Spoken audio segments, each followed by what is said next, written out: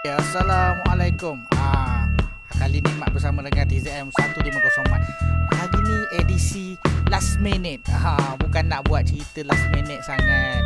Kalau boleh lah last minute ni sebelum ride ni kita orang nak chill-chill je 1-2 hari ni nak rehat-rehat. Habis kuat pun cuci motor je. Tapi apa nak buat, ada masalah. Macam korang tengok sekarang ni Mat nak tukar mono. Mono Mat ni asal yang ni panjang 245mm. So Mat nak tukar dengan yang warna ungu ni. Yang ni yang Mak baru pakai tapi tak jadi juga. 230 dia rendah sangat. Sekarang nak tukar yang hijau ni. Yang hijau ni 235. Sekarang ni Mak datang dekat rumah Aman, nak minta tolong dia tunjukkan macam mana nak tukar. So yang ni Mak dah pasang. Kali ni Mak pasang sendiri. Dalam masa yang sama Mak belajar macam mana nak kena buat boost dia. Kena buat boost ni sebab kita modi kan. Dia bukan original. Yang ni mono RS ataupun RSX. Dia boleh buat ukuran dah, saiz apa yang kita nak. So yang ni Mak dah pasang dah.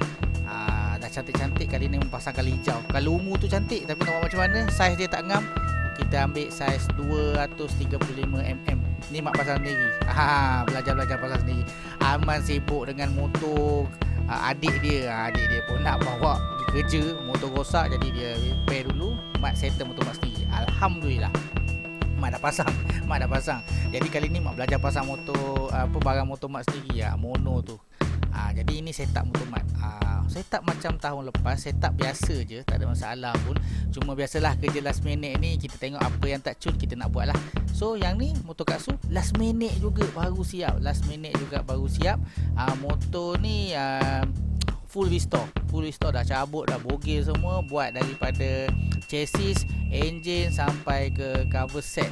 Sekarang ni Aman dah settle repair untuk touch up yang last tu. Sekarang ni dia cuci.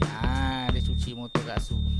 Kebetulan Mat ada kat sini, Mat pun tolong apalah yang patut. Paling banyak tolong ambil video je lah. Jadi untuk kali ni mungkin TZM Kuantan akan hantar motor ni sebagai motor untuk taruhan kita orang dalam kategori restore. Menang tak menang, kalah tak kalah. Janji sampai dan hantar penyertaan.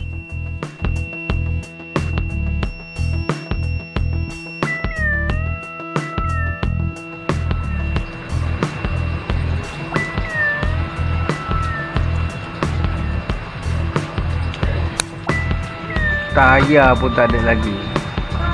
Last minute punya kerja juga. Last minute punya kerja juga. Baru tahu ada bearing, ada problem, ada pecah. Tapi tak apalah, kita ada sehari lagi esok. Bukan sehari lagi esok, esok lah hari ride. Ni last hari ni kena settle juga bahagian ni. Apa-apa pun semoga dipermudahkan urusan. Okay.